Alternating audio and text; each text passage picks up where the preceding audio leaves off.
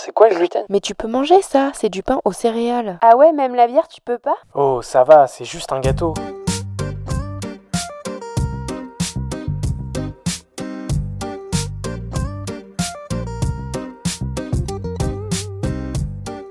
Bienvenue dans le Gloomy Club. Le Gloomy Club est un podcast et bien plus encore dédié au sans gluten, pour les intolérants et hypersensibles au gluten, mais également pour toutes les personnes curieuses qui souhaitent en savoir plus sur cette alimentation.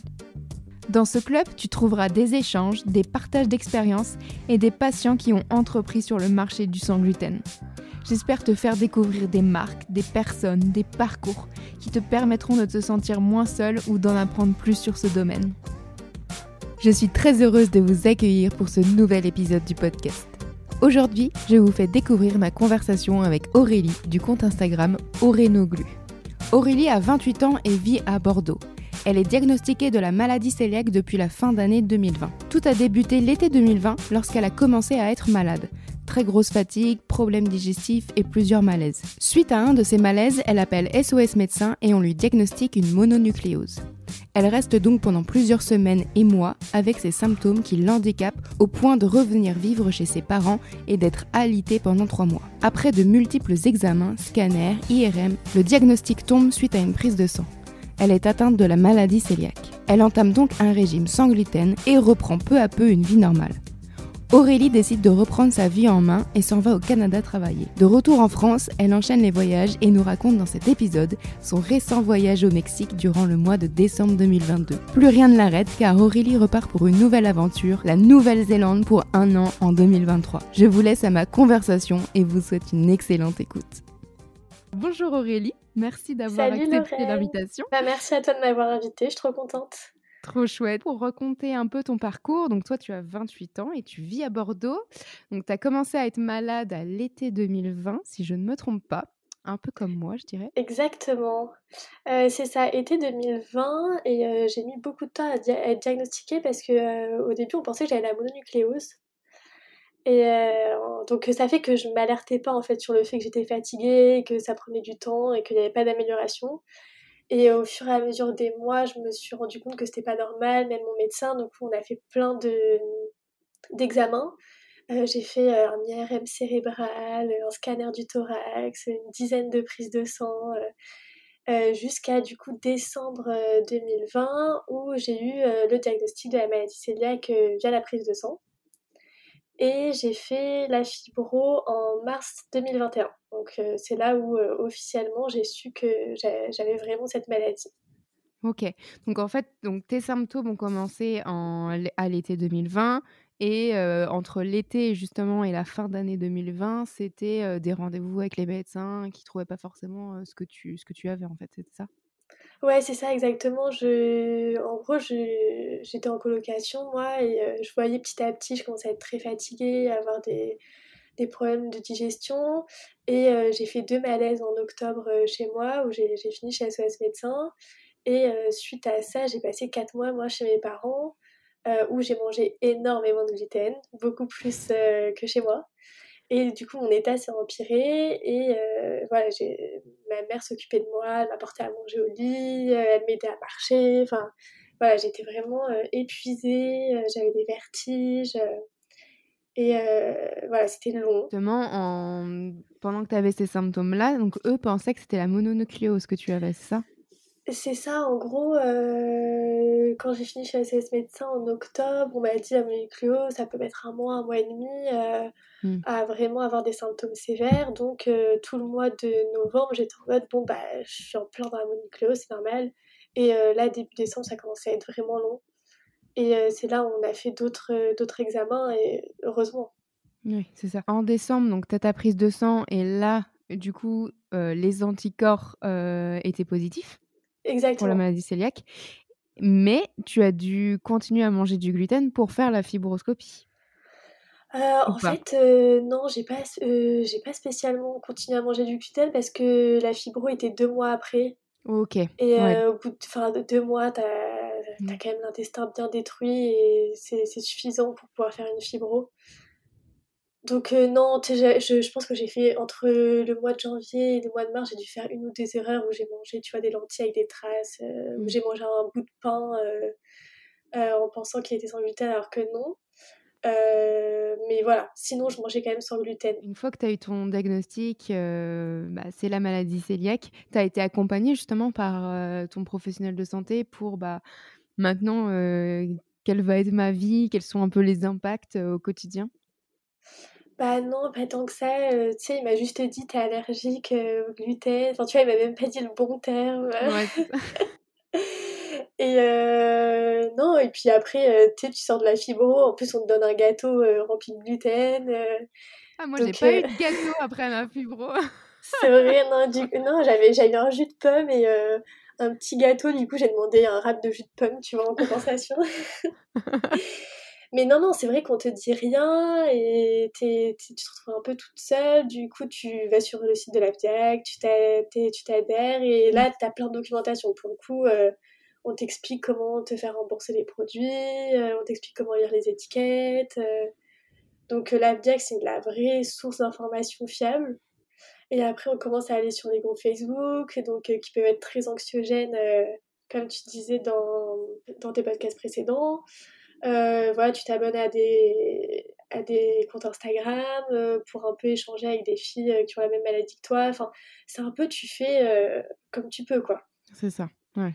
Et justement, toi, il y a eu des impacts au quotidien, je sais pas, bon, en tout cas, entre la période de l'été, 2020 à fin d'année 2020, forcément, il y a eu des gros impacts sur ta vie sociale, en tout cas? Ah bah moi j'étais, c'est ça, j'étais chez mes parents, j'étais alitée, j'étais en arrêt maladie, je sortais plus, enfin ma vie s'est arrêtée, tu vois? Donc oui, ça a eu un gros impact, sur ma vie sociale vu que je n'en avais plus. Mmh. Et enfin j'avais même plus, tu vois, j'avais même plus de travail, enfin j'avais du coup mon appartement mais j'y allais plus, je pouvais plus y aller, enfin donc oui, ça a été, du jour au lendemain, ma vie s'est arrêtée. Et après quand j'ai commencé à arrêter le gluten et que je reprenais un peu une vie normale, tu vois, c'était petit à petit parce que j'étais quand même très fatiguée donc Mmh. je prenais beaucoup de plats préparés, ou tu vois, j'avais fait un malaise pendant que je faisais à manger donc j'avais un peu peur moi après de refaire à manger, parce que c'était ma coloc qui avait coupé le feu donc j'avais un peu peur de refaire un C'est malaise ça. et de pas pouvoir couper le feu. Donc au début, ouais, j'allais petit à petit, je reprenais ma vie tout doucement, tu vois, où j'allais me balader, mais avec ma mère, tu vois, j'y allais pas toute seule, parce que j'avais Mmh. peur de remarcher toute seule. Et après, j'ai aussi un peu une chance, c'est que en mars 2021, on était sortis du confinement, mais les bars et les restaurants étaient encore fermés. Ça a réouvert qu'en juin. Du coup, j'ai quand même eu, tu vois, 2 3 mois où j'avais pas de pression sociale. En fait, personne n'allait C'est au ça. resto, personne Mmh. n'allait dans les bars. Donc, j'avais juste à me faire à manger chez moi et se faire à manger sans gluten chez soi, c'est pas très compliqué. Ouais, c'est ça. Donc, ça m'a fait voilà, une petite passation en douceur vers la vie réelle. Exactement. Et justement, toi, au moment où, les restaurants ont ouvert, les cafés ont réouvert, donc toi, tu as eu quand même une période, très compliquée, alitée, où ça a été très compliqué, je pense, psychologiquement et physiquement. Est-ce que justement, tu as eu direct envie de retourner au restaurant ou de dire: «Ouh là là, comment ça va se passer? Est-ce que, justement, il va m'arriver un malaise ou autre, si je vais au restaurant?» Bah, moi, pour les restos, je vais soit dans des restaurants 100% sans gluten. OK. Donc, à Bordeaux, tu en as 2, tu as la boulangerie Bakery Art Gallery et le restaurant de burger Max à table. OK. Donc, tu pas un grand choix, ou tu as Sushi Shop par exemple. Et sinon, après, je vais dans des restaurants qui proposent des options sans gluten, mais s'ils ont été validés par une personne cœliaque. Mmh. Donc, OK. soit parce que la personne l'a conseillé sur une story Instagram, ou soit parce que je l'ai vu sur l'application Find Me Gluten Free. OK, Mais ça je vais marche. pas aller dans un restaurant au hasard comme ça dans la rue, C'est tu ça. OK. Donc faut faire attention, parce que justement, c'est un peu le stress et tu vois, en fonction des villes, on trouve pas forcément des restos, 100 sans gluten, tu vois? Moi, dans ma ville, il y en a pas. Donc c'est toujours un peu à tâtons et de se dire: «Bon, qu'est-ce que je vais manger, dans ce restaurant-là?» Ouais, c'est ça, il faut miser sur les galettes bretonnes, les tomates mozza, les pokés, voilà, faut miser au plus simple, quoi. C'est ça. Et donc toi, tu as créé ton compte Insta, au moment où tu as eu ton diagnostic? Non, je l'ai créé il n'y a pas longtemps, en novembre 2022. Ouais. Donc, non, bien 1 an et demi après mon diagnostic. Et en fait, je l'ai créé parce que je partais au Mexique et j'avais trop envie d'avoir des infos sur voyager au Mexique sans gluten, des petits tips, enfin lire un témoignage qui me rassure un peu. Et en fait, j'ai pas trouvé. Et je me suis dit, bon, ben, je vais le faire comme ça, au moins, ça servira au moins à une C'est personne. ça. Et du coup, voilà, je l'ai fait et c'était une bonne expérience et je pense que je vais continuer à documenter mes voyages. Je pense que tu es pas la seule, à vouloir aller au Mexique et de se dire: «Bon, qu'est-ce qu'il y a comme option, sans gluten? Qu'est-ce que je peux trouver?» Je pense qu'il y a peut-être des articles de blog qui doivent exister, mais bon, est-ce qu'ils sont à jour? Ça, c'est pas sûr. Donc c'est sûr Oui, que c'est c'est ça. très Et puis, sous tous les articles de blog, tu vas avoir par exemple des adresses. mmh, Mais bon, tu vois, les adresses, c'est facile à trouver. Enfin, tu vas mmh, sur Find Me Gluten Free, tu les as, les adresses. T'as pas... Ce que tu veux savoir, c'est au quotidien, comment tu fais, quoi. Quand t'as pas d'adresse, quoi. Quand t'as pas de mmh, resto, comment tu fais pour te débrouiller, en fait. C'est ça que tu veux exactement. savoir. Et c'est la réponse que j'ai pas eue. Et du coup, je me suis un peu débrouillée moi-même. Tu vois, quand tu prends l'avion, ben, comment tu fais parce que t'es pas sûr d'avoir ton repas sans gluten, quoi. Donc c'était Exactement. plus ça que je recherchais, c'est plus vraiment, je voulais que quelqu'un me dise: «Alors là, j'ai pris l'avion, j'ai mangé ça, aujourd'hui jour 1, j'ai mangé ça, jour 2, j'ai mangé ça», voilà, et que vraiment je me dise: «Bah, c'est bon, la personne, elle s'est nourrie tous les jours, elle est pas morte de faim», et voilà, ça m'aurait beaucoup rassurée de voir ça. Et du coup, bah, je l'ai fait, j'ai fait moi-même, j'ai documenté, même, tu vois, des fois, ça donnait pas trop envie, hein, je mangeais juste, des salades, tomates, thon, avocat. Il y avait rien d'exceptionnel, mais au moins tu sais que tu as ça à manger, tu sais que c'est un repas qui est complet et c'est rassurant de savoir que, beh, tu vas pouvoir manger à ta faim. Ouais, exactement. Et justement, toi, comment ça s'est passé le Mexique alors? Bah, ça s'est trop bien passé et ça s'est vraiment mieux passé que ce que je pensais même. Je pensais que j'allais avoir des moments où, j'allais un peu me sentir seule, un peu incomprise, où j'allais me retrouver dans des situations hyper délicates, où j'allais avoir rien à manger, et en fait pas du tout, tu vois? Déjà, j'étais en auberge de jeunesse et au Mexique, il y a beaucoup de kitchenettes dans les auberges, dans les hôtels et cetera. Donc en fait, j'étais pas du tout la seule à cuisiner. Il y a plein de Trop gens qui bien. cuisinaient parce que, bah, en fait, ils en avaient marre de manger au resto, tu sais, des trucs gras, frits, avec plein de fromage, donc ils étaient contents de se faire une petite salade. Ou juste des jeunes qui partaient voyager pendant 6 mois et qui, en fait, économisaient, préféraient, se payer, des bus plutôt que de payer, de la nourriture. Donc en fait, je me sentais pas du tout seule, je cuisinais avec les autres, je mangeais ma petite salade avec les autres. Et après, j'avais du coup noté des restaurants sans gluten et j'ai rencontré plein de gens, bah, qui étaient juste contents en fait de: «Ah bah, elle a trouvé une adresse où manger ce soir, on n'a pas à réfléchir ou à faire de recherches». Donc c'était moi qui décidais. Et après le reste du temps, je faisais des courses et j'avais amené aussi dans mon sac, quelques surplus. Tu vois, des petits pains, des petits tacos, voilà, parce il y a des endroits où tu sais que tu as 1 ou 2 restos sans gluten, tu as un grand Walmart, tu sais que tu vas trouver à manger. Tu as des petits villages où tu sais que tu vas rien trouver du tout et donc tu vas juste trouver, tomates, thon, avocat, mais tu vas pas trouver, ton féculent, en plus. Donc tu es content d'avoir ton pain, parce que tu as pas non plus forcément envie de te faire cuire du riz et cetera, quoi. Tu es en vacances, donc tu es pas non plus là pour cuisiner. C'est ça. Donc tu te fais un petit avocado toast, une salade de tomates et ton repas, il est fait, quoi. Ouais. Et tu es restée combien de temps au Mexique en tout? Je suis restée 2 semaines. 2 semaines, ouais. Donc en 2 semaines, tu avais pris quand même quelque chose, enfin des petites choses dans ton sac. Tu avais repéré en amont des restos où tu pouvais aller et puis, après sur place, tu as vu comment tu faisais, où est-ce que tu allais manger, si tu allais faire tes courses en fonction des jours, quoi. Ouais, c'est ça, je pense qu'il faut faire un mélange safe place, où tu sais que tu vas pouvoir, relâcher la pression parce que c'est 100 sans gluten et te faire plaisir, et de repas que tu vas préparer toi-même, où pareil, en fait, tu sais ce que tu manges, tu sais que tu vas pas être malade pendant tes vacances, et d'avoir toujours un peu sur soi parce que, tu sais, il faut pas que pendant tes vacances, tu te réveilles en te disant: «Je vais manger quoi aujourd'hui?» quoi. Tu sais, il faut pas que ce soit ta pensée toute la journée, «Ah, repas du midi, c'est ça, ça c'est bon, c'est fait, alors repas du soir, c'est quoi?» Quand tu as plein de petits trucs à manger dans ton sac ou que tu as repéré le supermarché d'à côté, c'est bon, tu sais que tu es OK et tu peux profiter de tes vacances et pas, penser de manière, C'est ça. Le stress, tu sais, ouais, voilà. ambiant. Exactement, sinon tu penses toute la journée, hein, c'est une obsession, hein. Mmh. Et justement, toi, vers quel type de site tu t'es orientée avant ton départ? Pour avoir justement, est-ce que est-ce que tu as fait des recherches sur le Mexique pour savoir justement si tu es gluten, free, friendly? Est-ce que, tu as trouvé des sites qui parlaient justement de sans gluten, sur le pays ou c'était des sites qui proposaient des adresses? Comment tu t'es débrouillée?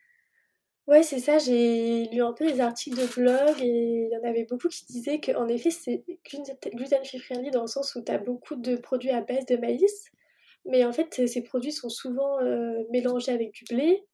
Ils utilisent aussi beaucoup de bouillon cube et beaucoup de sauce Knorr et bah, personnellement, je parle pas très bien espagnol donc tu sais, demander si tu utilises un bouillon cube ou C'est une ça. sauce Knorr, moi je sais pas faire.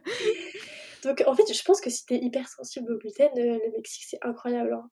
Mais si tu as la maladie cœliaque, tu dois vraiment faire attention à même une dose minime de gluten. Voilà, ils en utilisent en fait dans les bouillons, dans les sauces, assez régulièrement donc c'est pas forcément un pays très hyper, gluten free friendly, enfin celiac friendly, je dirais du coup et tu vois, j'ai un copain, garçon, cœliaque donc la rareté, d'avoir un copain garçon cœliaque qui lui est parti au Mexique aussi et il m'a dit 90 du temps, il cuisinait aussi. OK, ouais, donc Donc c'est des voilà, choses à j'ai connaître, quoi. c'est ça, j'ai l'impression qu'on a vécu un peu la même réalité où 80 du temps, tu te fais tes petites salades et les 20 tu as repéré des restos safe où tu peux aller manger, tes petits tacos. C'est ça. Et donc, pour toi, quels sont un peu les do's et les don'ts à connaître justement quand on veut partir, au Mexique? Bah, je sais pas si c'est le Mexique en particulier, mais je dirais les voyages en général. C'est de c'est de pas se laisser influencer par les autres. Si par exemple on se sent pas safe dans un endroit, enfin il faut pas y aller quoi, parce que derrière c'est nos vacances qui sont en jeu quand même et puis bon après les conséquences, de sur notre santé qu'on connaît. Mais voilà, je pense qu'il faut juste pas dramatiser la chose, s'ils ont vraiment envie de tester un super resto, et que nous on se sent pas safe, bah, tu sais, on va à l'hôtel, on se fait une salade trop bonne, un petit avocado toast, on se met un podcast dans les oreilles, on se met au bord de la piscine et puis on en profite pour avoir un petit moment tout seul à soi, ça fait du bien aussi d'être toute seule quand tu es tout le temps entourée. Donc voilà, je dirais plus, voilà, prendre le truc, cool et quand on le sent pas, on le sent pas. En fait, c'est juste s'écouter et faire par rapport à soi et pas prendre des risques. Quelles sont un peu les choses qui t'ont surprise, positivement, dans ce voyage? Bah, moi, positivement, c'est, tu vois, de rencontrer des gens bienveillants et qui justement, vont tu vois, s'adapter et dire: «Ah OK, bah, vas-y, moi je suis chaude de tester ce resto avec toi, ah bah, j'ai déjà testé la cuisine végane, je vais tester sans gluten, bah, pourquoi pas?» Voilà, c'est en fait la bienveillance des gens. Ouais, Tu ils sont vois, au curieux final, aussi. ouais, voilà et puis tu sais, des fois, tu des gens que tu connais depuis des années qui vont pas faire l'effort pour toi et puis t'as des gens que tu connais depuis 5 minutes, qui vont faire l'effort pour toi et tu vas te sentir, comprise, entourée, tu vas te sentir bien et ça fait du bien, en fait, de juste être entourée de personnes qui te font ressentir, des choses positives. Tu as eu des expériences un peu négatives? Je sais que, comme je suis pas mal ton compte Insta, je sais qu'il y avait une histoire avec une paille. Et beh, tu sais, d'ailleurs, j'ai relancé et j'ai eu aucune réponse donc j'ai de forts doutes qu'elle contenait du gluten vu que je n'ai eu aucune réponse. Mais du coup, oui, j'ai demandé en quoi était fait la paille et ils m'ont dit, à 60 d'huile d'avocat et à 40 de matière naturelle. Donc bon, le blé est une matière naturelle, donc je leur ai demandé s'ils pouvaient avoir plus de renseignements. Donc ils ont appelé le fournisseur et cetera et je leur ai renvoyé un message Insta pour leur dire: «Eh, est-ce que vous avez eu des news?» Et ils m'ont dit: «Ah non, non, enfin oui, on a eu des news, mais on veut que ce soit le manager qui te réponde, c'est pour ça que ça prend autant de temps». Mais là, tu vois, ça fait vraiment quand même un moment, donc j'ai toujours pas de réponse. Donc bon, peut-être il y avait du gluten, bon, c'est pas grave, ça a pas eu des conséquences, très graves en tout cas. Mais voilà, juste, en gros, c'était un restaurant 100 gluten free, mais très genre, naturel, yoga, méditation, très attention à l'environnement. Tu vois, la fille m'a dit que valait mieux utiliser des pailles, avec du gluten plutôt que des pailles en plastique. Donc oui, bon, autant utiliser pas de paille du tout quoi ou des pailles, juste, des pailles, je sais pas moi, ou en bambou, tu vois? Si tu te dis 100 sans gluten, Donc voilà, en fait, ça m'a juste un peu déçue parce qu'en fait, j'ai réalisé que c'était vraiment un concept très marketing et qu'en fait, ça n'avait rien du tout à voir avec on va faire en sorte que des personnes qui ont des intolérances puissent manger chez nous, quoi. C'était vraiment, on va plus répondre à un concept. Ça te met pas en condition pour profiter pleinement en fait de l'expérience. Ah non, c'est clair, enfin, tu vois, j'ai passé un mauvais moment, parce que voilà, je venais de boire cette paille et puis bon, bah, t'es là en mode, bon, bah, est-ce que je vais passer une bonne journée ou pas? Tu sais Ouais, pas. c'est ça.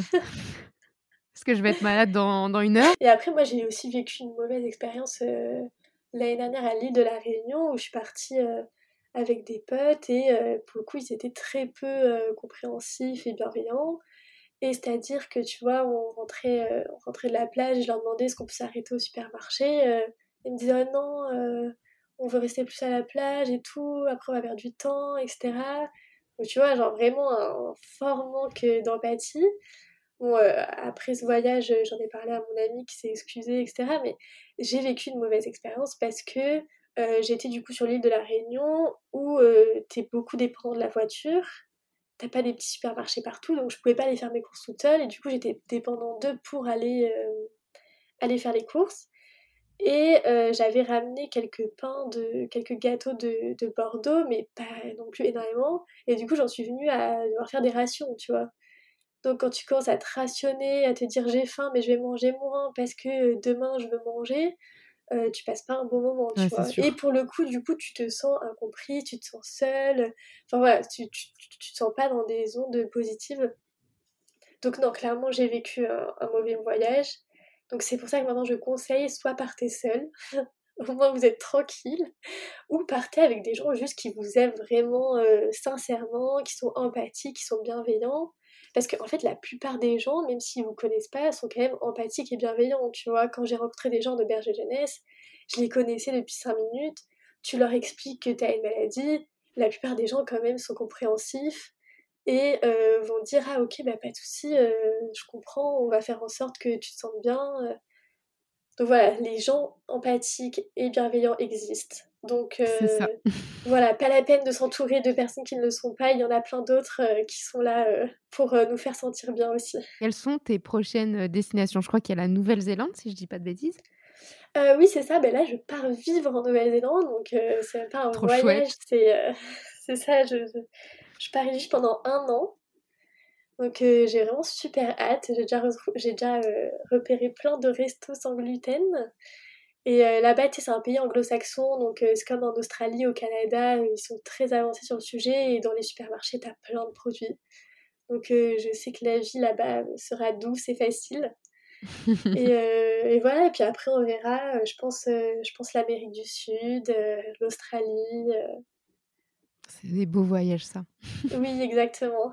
Sur ton compte Insta, du coup, tu vas faire comme pour le Mexique, tu vas documenter un peu, comment tu manges là-bas, si tu trouves des bonnes adresses, comment ça se passe, sur Oui, ce pays? voilà, c'est ça. Bah, là, j'ai vécu au Canada pendant 8 mois.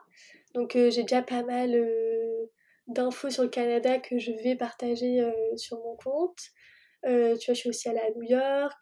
Donc, j'ai partagé tout ça. Et dans mes prochains voyages, c'est ça, je vais un peu montrer comment je cuisine à l'étranger, quels produits on trouve. Et puis, oui, clairement, je vais tester tous les restos sans gluten de Nouvelle-Zélande, hein. Bon, bah, je vais réserver un billet, je vais venir te rejoindre pour tester les restaurants là-bas. Mais carrément, tu sais, il y a 2 places dans un van, on part en van et c'est parti, hein. Trop chouette. Et justement, toi, tu as envie de, pour l'instant, rester sur un compte Insta ou je sais pas, tu réfléchis à d'autres perspectives comme un petit guide, en mode livre ou autre, ou c'est pas du tout encore, quelque chose que tu as en tête? Bah, je sais pas, mais juste ce que je me dis, c'est que je sais que mon contenu peut vraiment aider des personnes. Parce que moi, j'entends beaucoup de gens qui sont cœliaques et qui voyagent en Europe juste le temps d'un week-end et qui ont peur de voyager à l'autre bout du monde pendant plusieurs semaines. Donc je sais qu'il y a vraiment des gens qui seraient rassurés de voir que je suis capable et de se dire, bah si elle le fait, bah moi aussi je peux le faire. Et en fait, je me questionne juste sur comment les gens puissent accéder à mon compte Instagram de manière plus simple. Donc peut-être, oui, ça peut être un blog, ça peut être une vidéo YouTube. Mmh, Euh, Par quel moyen? Parce que c'est vrai que sur Insta, t'es pas référencé c'est ça. sur Google en fait. peut-être une vidéo YouTube. Je me dis peut-être les gens tapent Mexique sans gluten, Nouvelle-Zélande sans gluten sur YouTube. Je sais pas trop, mais voilà. En tout cas, oui, je réfléchis à comment faire en sorte que j'ai un impact plus large pour que, ben voilà, je te dis, moi, ce que je rêve, c'est qu'une fille de 16 ans qui vient d'être diagnostiquée se dise, voilà, quand on lui dit, ah, ça va être compliqué ta vie, qu'elle dise, ah bah non, non, moi, tu sais, je connais une fille, elle a voyagé dans 25 pays, donc non, non. Ouais, c'est clair. Elle l'a fait, donc je vais le faire aussi. Ouais, parce que c'est vrai qu'on n'en a pas trop parlé, mais en effet, quand tu as le diagnostic et que, en fonction de la personne que tu as en face de toi qui te dit: «Bon, ça va être compliqué ta vie parce que là, tu dois plus manger ça, ça, ça» et tu te dis: «Ouh là là, comment je vais faire? Comment, si je dois partir en vacances, comment ça va se passer?» Donc c'est sûr que maintenant avec les outils qu'on a, les réseaux sociaux, les blogs et cetera, c'est clair que c'est beaucoup plus simple qu'il y a une petite dizaine d'années, je pense. Ah non, mais c'est clair, mais même il y a 10 ans, je pense un peu plus, peut-être 15 ans, mais il y avait même pas écrit les allergènes sur, Mmh. les produits, en fait, donc non, franchement, moi, je me sens vraiment chanceuse d'avoir été diagnostiquée, seulement maintenant. Déjà d'être un peu plus âgée, Ouais, c'est ça. donc tu sais, d'avoir moins quand même, tu sais, je fais moins la fête qu'avant, tu sais, quand t'es étudiante, tu quand même une vie sociale, Mmh. qui est très développée, t'es un peu plus posée quand t'arrives vers la trentaine et puis et psychologiquement, t'es quand même plus mature, t'es plus posée, tu à plus prendre du recul, à plus lâcher prise sur ce que tu vis, donc peut-être, avec notre expérience, pouvoir aider des personnes peut-être plus jeunes et Oui, qui c'est viennent sûr. d'être nouvellement diagnostiquées et qui se disent que waouh, ça va être compliqué. Et non, comme tu dis, maintenant, franchement, avec internet, non, c'est beaucoup plus simple et Mmh. ouais, je te dis, moi, j'ai eu le témoignage, d'une maman, tu vois, qui part en Thaïlande là et elle m'a dit, «Bah, je pars en Thaïlande avec mes 2 enfants et ça m'angoisse», tu vois? Et moi, ça me Ouais. rend profondément triste parce que je me dis: «Cette femme, elle travaille déjà toute l'année, donc tu Mmh. la charge mentale de ton travail. En plus, elle a des enfants, donc la charge mentale d'avoir des enfants. Plus elle a une maladie chronique, donc la charge mentale», enfin, tu te dis: «Déjà la Mmh. nana, juste sa vie, tu as une charge mentale incroyable et en plus tu pars en vacances, c'est le moment où tu dois profiter, lâcher prise, te relaxer».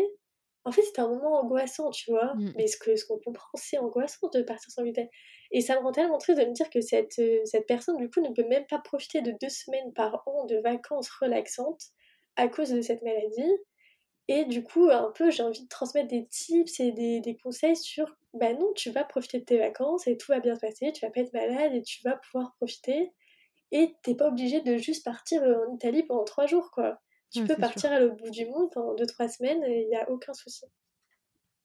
Ça, c'est des choses qu'il faut répéter, je pense, parce que c'est nécessaire que tout le monde l'entende, mais je suis bien d'accord là-dessus. Et donc, on arrive à la troisième partie du podcast, donc la gloomy party, donc de savoir ton plat préféré sans gluten. Plat préféré, c'est, le cake salé de ma maman, Oh! donc qu'elle faisait version, gluten avant et que maintenant elle fait version sans gluten. J'adore parce que, tu sais, tu peux mettre, tout dedans, quoi. Tu peux faire, tomates séchées feta, jambon olive verte C'est et clair. surtout c'est hyper pratique parce que, c'est un plat que tu peux, emporter dehors. C'est Donc vrai. ouais, ce que tu fais, c'est que tu le congèles et tu sors, tu le tranches déjà et tu le mets au toaster et comme ça après tu peux aller boire un verre avec tes potes à 19h. T'as 4 tranches, de cake dans ton sac, mais t'es la reine du monde. Ils mangent leur petite charcut de fromage, mais toi t'as ton cake tomate séchée feta, tu bien mangé, t'es Trop bon, calé, tu trop bien. Non, non, j'adore. trop chouette. J'avais pas pensé à l'idée du toaster, mais je vais tester ça. Mais oui, carrément, vraiment, c'est ça je trouve que ça sauve la vie d'avoir toujours un petit cake salé, au congèle. C'est clair. Et donc toi, ton compte préféré, enfin ton compte Insta préféré sans gluten? Moi, je dirais que c'est vraiment le classique, le compte de l'AFDIAG, parce que Ouais. c'est le premier compte auquel tu t'abonnes et surtout, c'est le seul compte où tu as des infos qui sont fiables. Mmh. Tu vois, derrière, tu as des chercheurs, tu as des médecins, tu as des diététiciens et quand tu commences, tu suis, bah, des comptes Facebook, des comptes Insta et chacun donne son petit mot, sur: «Il faut manger ça, faut pas faire ça, faut faire attention à ci, oui, là, il y a pas écrit gluten, mais bon, moi, je le digère quand même pas très bien». Bah oui, mais il y en a, ils le digèrent très bien, quoi. Donc, je trouve que tu te perds dans un flot d'informations qui sortent de nulle part et qui sont pas fiables, alors qu'au moins l'AFDIAG, voilà, ça vient de médecins, c'est sûr, c'est certain, et voilà, tu peux te fier aux informations qu'il y a sur l'AFDIAG. C'est sûr que c'est important d'utiliser des bonnes sources parce que, on en parlait dans un épisode, précédent tu commences à être sur le groupe Facebook et puis tu vois passer des messages genre, «Ah, vous avez pas utilisé ce maquillage-là parce qu'il y a du gluten» et tu te dis: «Waouh, mais attends, il y en a aussi dans le maquillage?» et là, tu deviens à te faire des montagnes de choses, tu deviens stressé pour chaque truc et ça Non, mais devient c'est ça. n'importe quoi. Enfin, tu sais, ou cette histoire de dextrose, oui, ça vient du blé, mais tu peux le manger. Enfin, le dextrose, on ose, c'est ça qu'il faut retenir. Donc non, s'il n'y a pas écrit gluten, il n'y a pas écrit gluten, tu vois ce que je veux dire? S'il n'y a pas écrit blé, froment, etc., voilà, sur la vieille, ils te disent les mots qu'il faut que tu regardes. S'il n'y a pas ces mots en question, c'est bon. Mais tu sais que ça, je suis tombée dans le panneau, hein, parce que j'en ai vu sur plein de groupes Facebook de tout le monde qui parlait de la dextrose. J'ai dit: «Oh non mais attends» et j'étais après tu es en train de regarder toutes les étiquettes de ce que tu manges, tu es en train d'analyser tout, tu es en train de googler chaque mot de l'étiquette et tu te dis: «Non mais attends, je vais jamais en finir si je dois googler chaque mot de chaque étiquette, de nourriture, c'est terminé quoi». Non, mais c'est ça exactement. Non, il faut juste se fier à soi-même. Il y a une règle à suivre, c'est éviter voilà, blé, froment, etc. Là, toute la liste complète. Et puis une fois qu'on a évité ça, c'est bon, quoi. Même s'il y a écrit épices ou je ne sais quoi, s'il n'y a pas écrit entre parenthèses gluten, on est bon. C'est à retenir tout ça. Et ton restaurant préféré sans gluten, du coup? Tu en as cité 2 tout à l'heure sur Bordeaux, mais alors lequel est ton préféré? Bordeaux, pas Bordeaux? Ouais, non, moi si, c'est clairement la Bakery Art Gallery à Bordeaux. Ouais, Où d'ailleurs on ira boire un café quand tu viendras à Bordeaux. carrément. Parce que juste, non, juste déjà elle est trop belle, le lieu est magnifique, il y a une grande terrasse et il y a une galerie d'art. Donc déjà c'est juste le Oh, lieu en chouette. lui-même est magnifique. Et ils ont vraiment une gamme large de produits. T'as du pain, t'as des cakes, t'as des pâtisseries, t'as des granolas, et Trop t'as bien. aussi des sandwichs, des salades, des quiches. Donc tu vois, c'est pratique quand t'es en ville, t'as besoin de manger un petit bout, voilà, tu sais que t'as ça qui est ouvert et où tu sais que t'as cet endroit-là pour inviter tes copines, boire un goûter. Ouais, c'est quand même Donc bien pratique.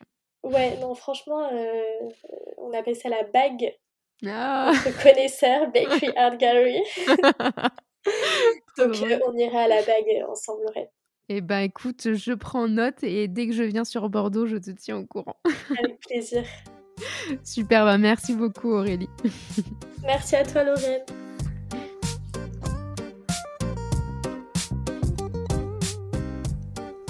Merci d'avoir écouté cet épisode. J'espère que vous avez passé un bon moment. Vous pouvez retrouver tous les liens sur le site gloomy-club.fr. Si vous avez des idées de sujets, n'hésitez pas à me suivre et à m'écrire sur Instagram.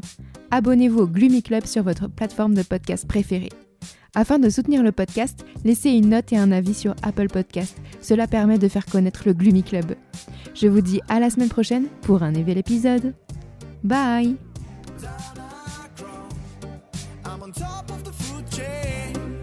Watching you fall, watching you fall, watching you